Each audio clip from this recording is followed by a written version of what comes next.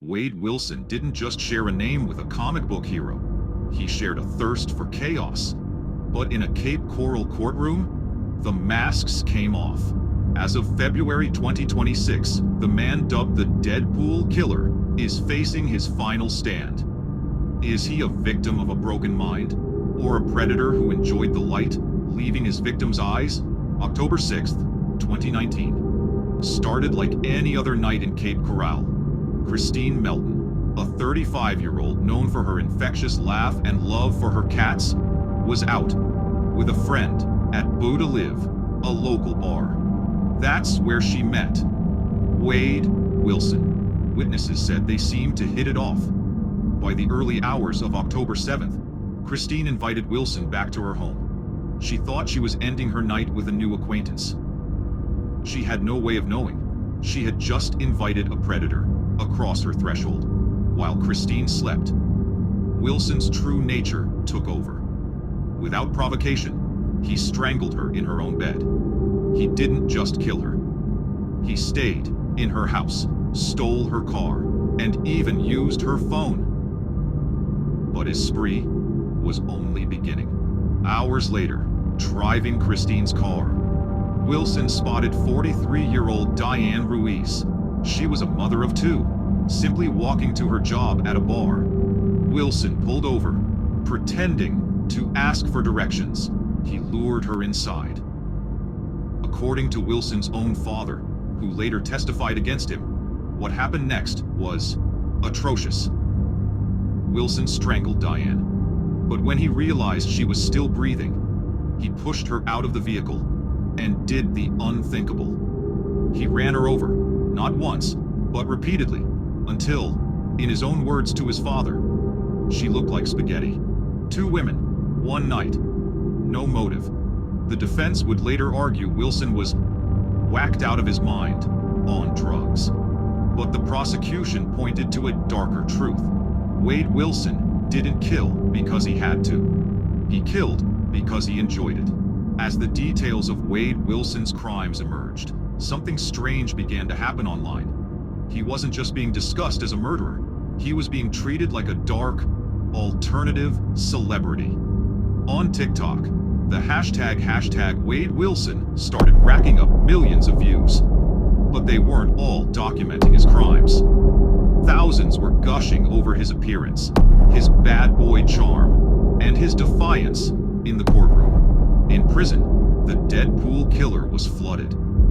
He reportedly received thousands of letters, photos, and even money from fans. Experts call this hybridophilia, a psychological phenomenon where people are sexually or romantically attracted to those who commit horrific crimes. For his followers, the facial tattoos weren't a warning sign. They were a brand.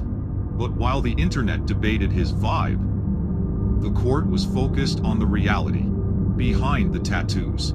The prosecution argued his ink wasn't art. It was a statement of his allegiance to chaos. His behavior in court, interrupting the judge and refusing to show remorse, only fueled the fire.